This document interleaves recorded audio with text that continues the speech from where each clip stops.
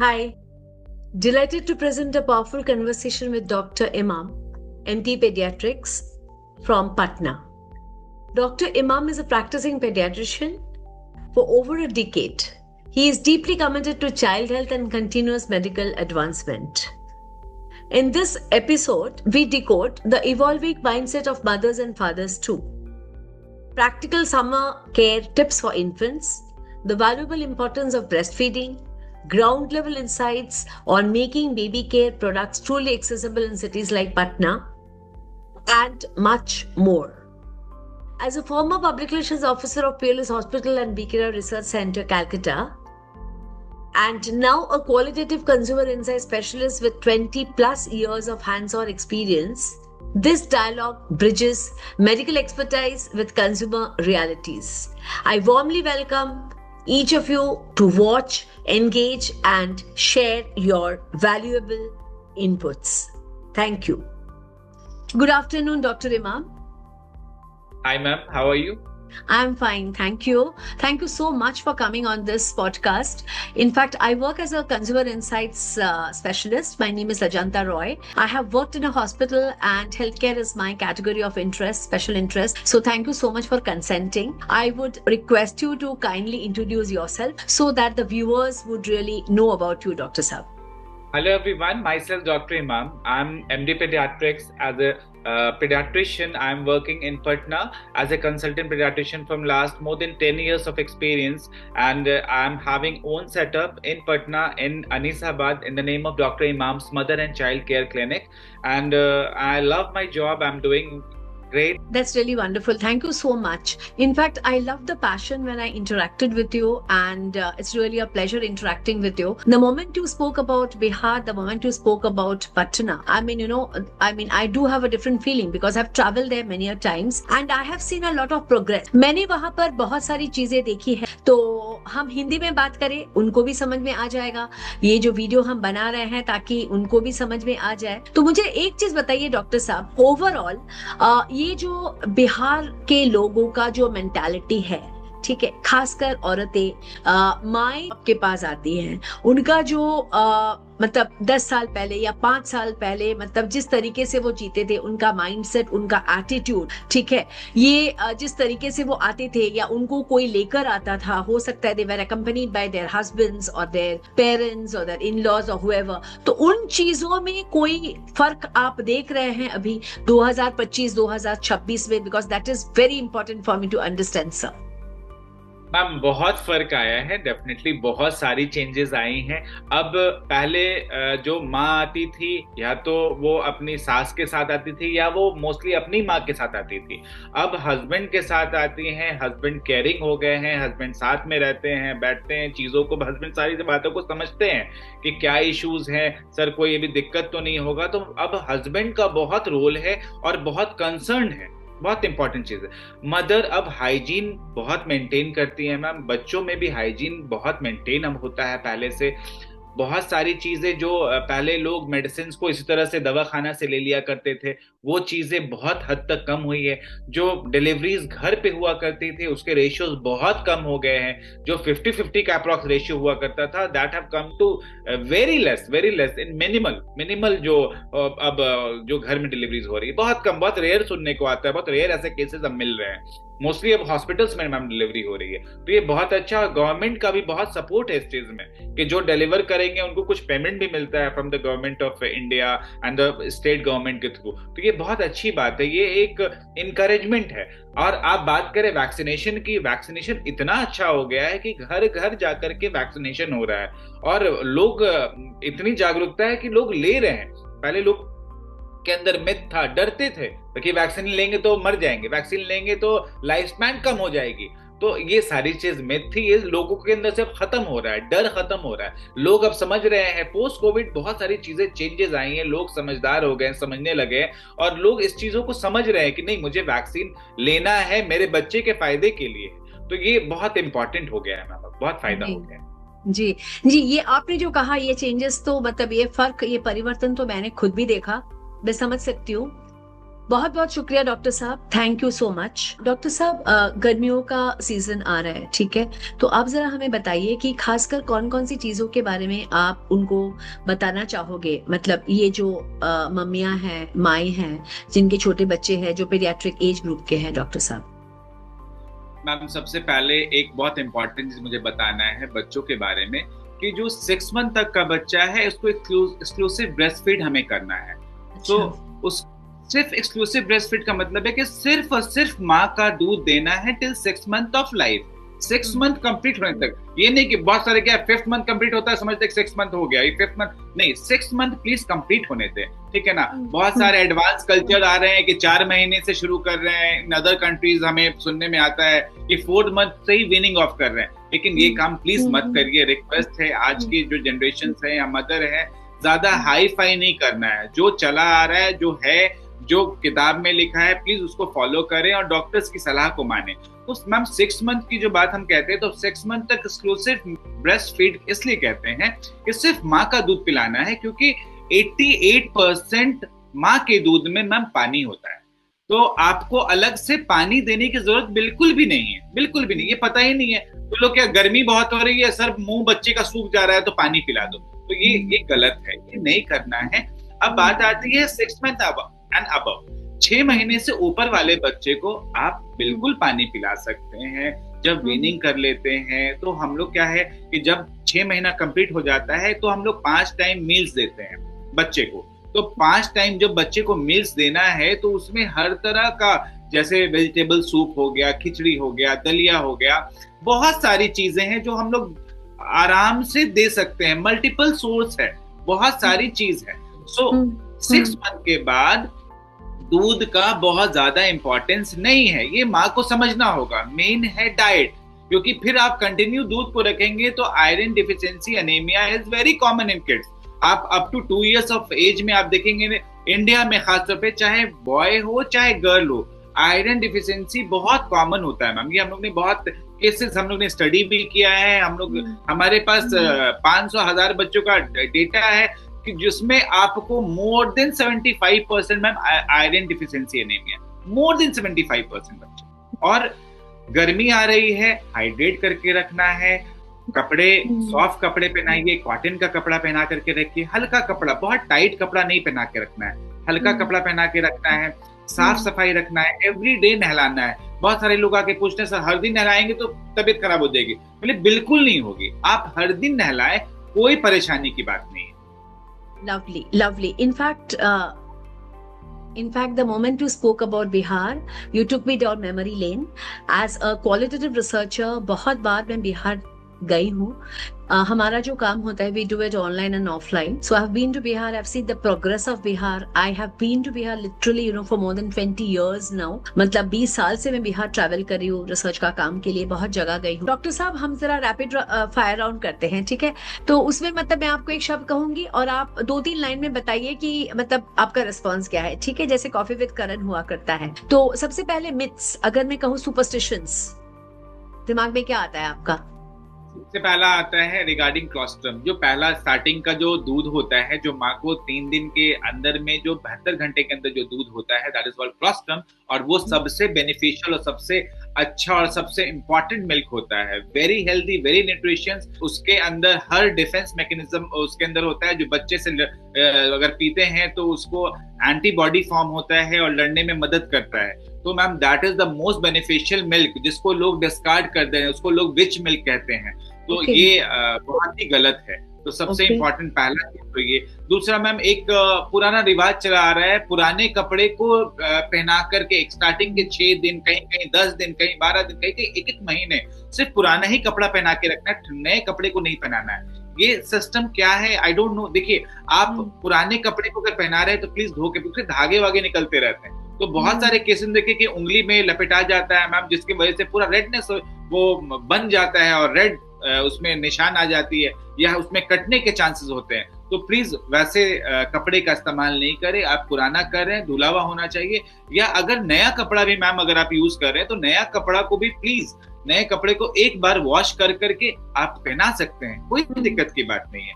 फिर और केसेस में हम लोग क्या देखते हैं, वो काजल लगाना। काजल लगाने से आंख बड़ा नहीं होगा, काजल लगाने से कोई बीमारी दूर नहीं होगा, काजल लगाने से कोई बहुत खूबसूरती नहीं बढ़ जाती है। देखिए, काजल को अवॉइड करिए। काजल एक सोर्स ऑफ इन्फेक्शन है जो कि आई में रेडनेस कराता है, इन्फेक्शन हो जाता है। तो ये मैम कॉमनली हम लोग जो है मदर्स आती हैं और ये हम लोग देखते हैं कि ये सारी चीज कॉमन जो प्रैक्टिस हो रही है। डॉक्टर इमाम, आप ये मारीगोल्ड के बारे में बता रहे थे तो मैं समझी नहीं, क्योंकि मारीगोल्ड का रिसर्च तो मैंने बहुत किया था, बहुत तरह के मारीज है, अलग अलग ब्रांड्स के हैं, लेकिन ये मारीगोल्ड जो बोल रहे हो ना, ये जरा समझा दो ना सबके लिए प्लीज डॉक्टर साहब। मैम एक चीज बताना है, पता नहीं मेरे सराउंडिंग एरिया में पटना में जो मेरे पेशेंट्स आते हैं, पता नहीं मैरीगोल्ड से बहुत ज्यादा ही अट्रैक्टेड है। फैमिली बच्चों की हम बात नहीं कर रहे हैं, ये मदर फादर बहुत ज्यादा, मतलब इस सराउंडिंग में कि बच्चे को मैरीगोल्ड चाय के साथ दे दो, दूध में घोल करके दे दो। मैम उसमें क्या है, वो एक मैदा है, थोड़ा सा चीनी है और पाम ऑयल है। मैम कहीं से भी वो न्यूट्रिशियस नहीं है, कहीं से भी नहीं। उसके ऊपर खुद लिखा रहता है मैम 0% कैलोरी एंड 0% एनर्जी। तो क्या हम ऐसे फूड मैम देंगे अपने बच्चे को जिससे बच्चे को कोई फायदा ही नहीं हो? ठीक है, जिसको वेट लूज करना है वो ले, तो मैं मानता हूँ, लेकिन हम लोग हर बच्चे को मैदा का सामान एकदम साफ साफ मना करते हैं, क्योंकि मैदा मैम कॉन्स्टिपेशन कॉज करता है सबसे पहला। और ये जो मैरीगोल्ड बिस्किट है, किसी भी तरह का बिस्किट है, हम लोग अवॉइड करते हैं, क्योंकि जितने भी 99%, 1% तो नहीं कह सकते, कुछ बिस्किट्स होंगे जो आटा के बने हुए होते होंगे, लेकिन 99% मैम जो बिस्किट्स बने हुए वो मैदा के बने हुए।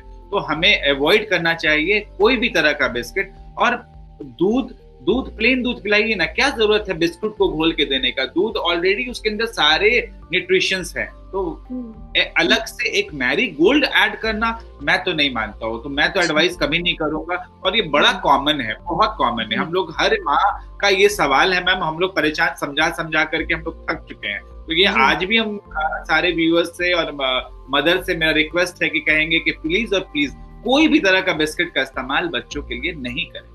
जी, वेरी स्पेशल, मतलब मैंने तो ये कभी सुना नहीं था। अच्छा, तो आपने डॉक्टर साहब मुझे मारीगोल्ड के बारे में बताया, आपने मुझे काजल के बारे में बताया, आपने मुझे फर्स्ट मिल्क के बारे में बताया, और अगर मैं आपको ऑयल के बारे में कहूँ या पूछूं, क्योंकि ये ऑयल को लेकर बहुत सारी चीजें, मतलब मुझे बहुत सारे पेडियाट्रिशियंस ने बताया, आपकी क्या राय है इसके बारे में? मतलब कौन सा तेल लगाया जाए बच्चों को, सर पे, बॉडी पे?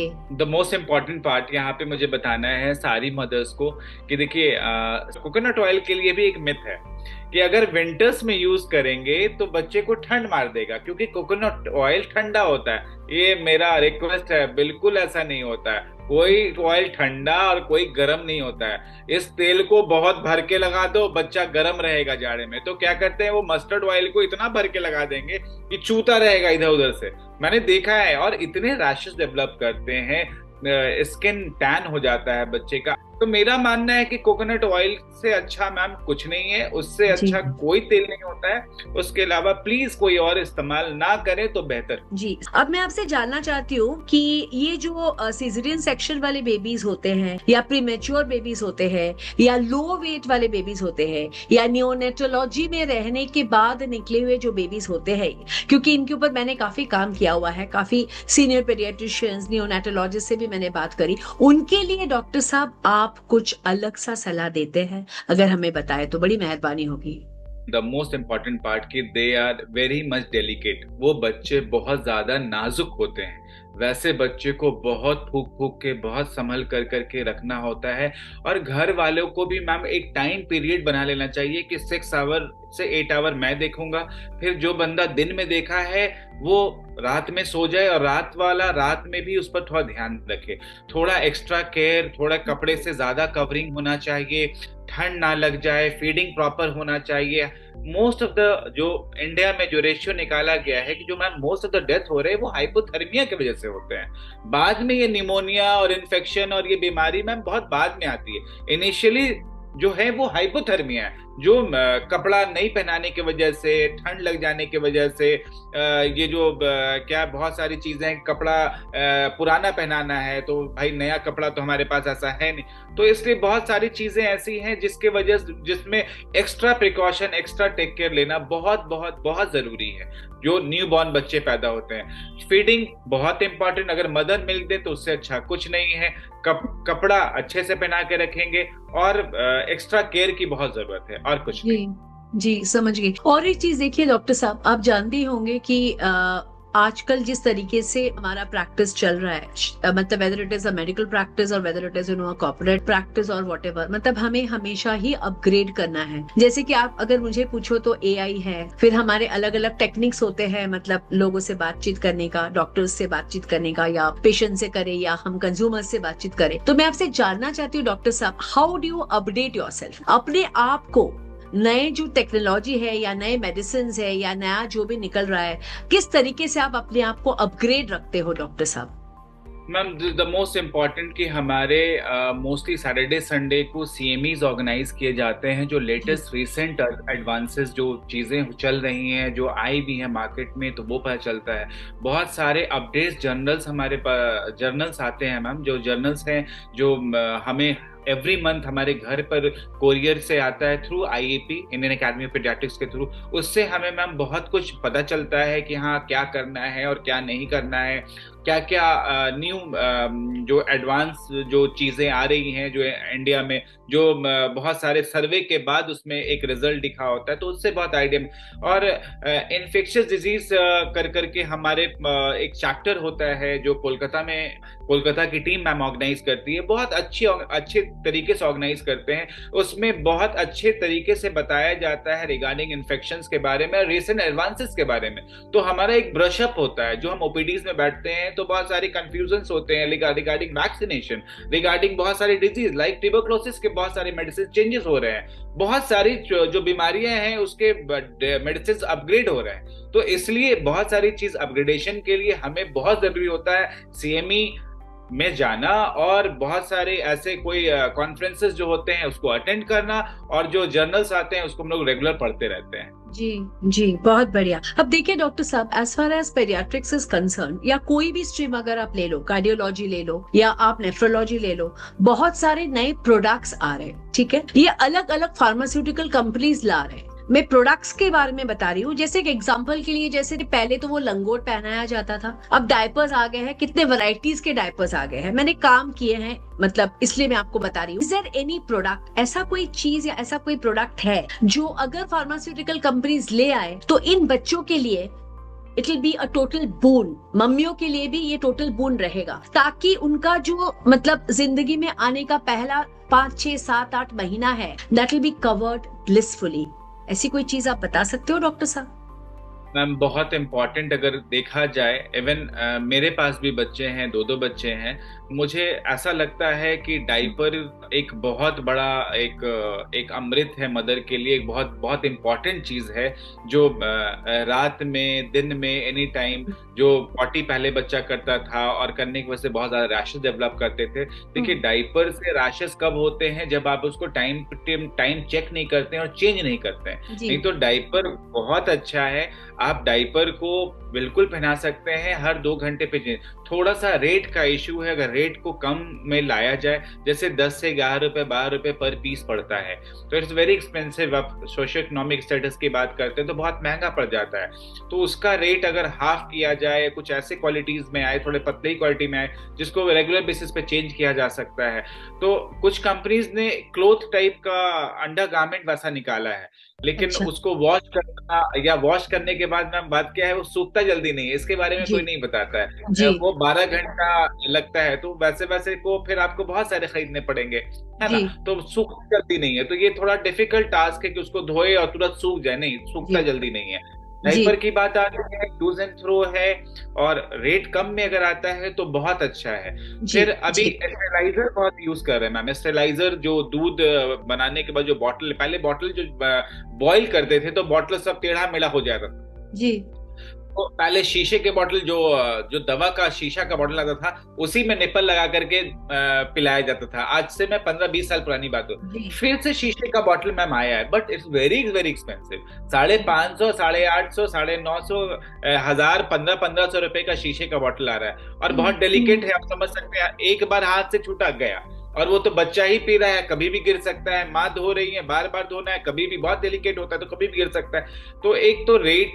कंसर्न है, रेट थोड़ा कम होना जी चाहिए ये सब चीज। जी या लाइक हम इंडिया में रहते हैं, सोशियो इकोनॉमिक स्टेटस मतलब बहुत अच्छा नहीं है हमारे जी कंट्री में जी लोगों का।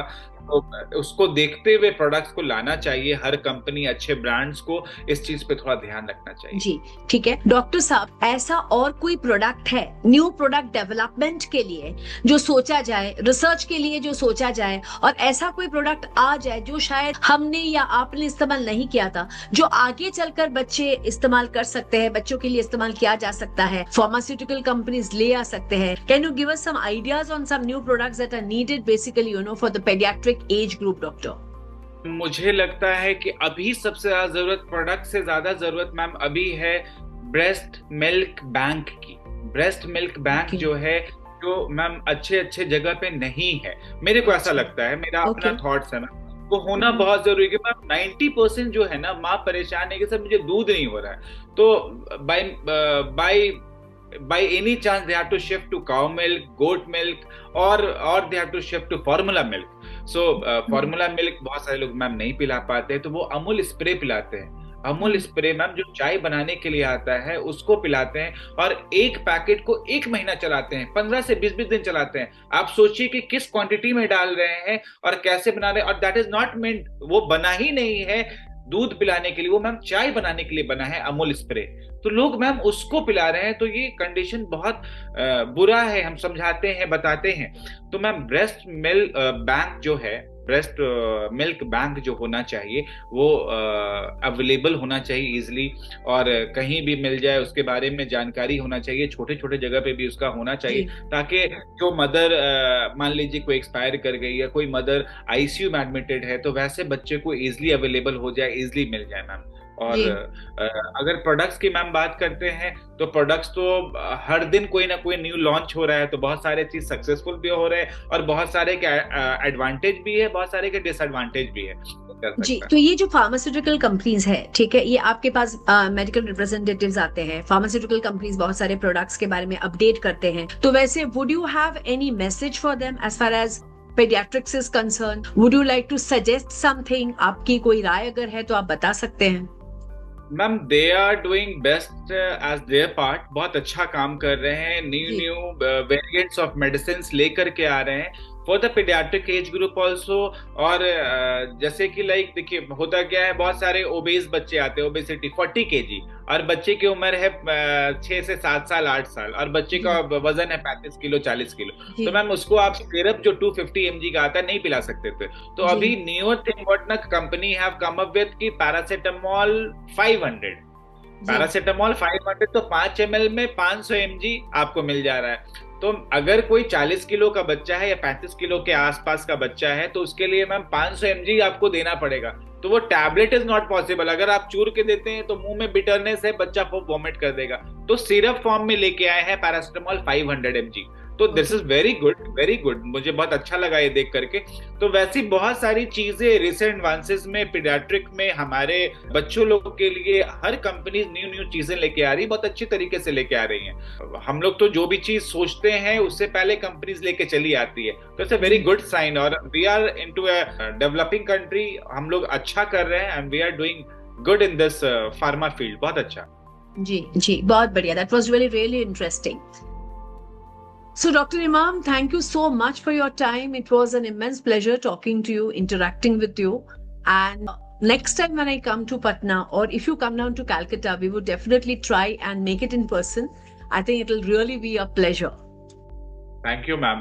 आई would like to say one thing, तो मदर का हेल्थ अच्छा रहेगा तो बच्चे का भी हेल्थ बहुत अच्छा रहेगा। सो मैं हर मदर को ये कहता हूँ कि प्लीज अपना ख्याल अच्छे से रखिए, आप अच्छे से रहेंगे तो बच्चा भी हेल्दी रहेगा, तभी तो कोई टेक केयर करेगा।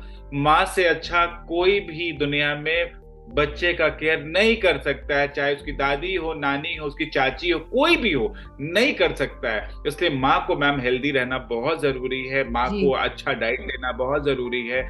सुपरस्टिशन से प्लीज दूर रहिए, अच्छा डाइट लीजिए। अच्छा डाइट क्यों नहीं लेते हैं लोग? सोचते हैं अच्छा डाइट नहीं लेना है, सादा खाना खाना है। प्लीज ये सब मत करिए, अच्छा डाइट लीजिए, बिंदास रहिए, खुश रहिए।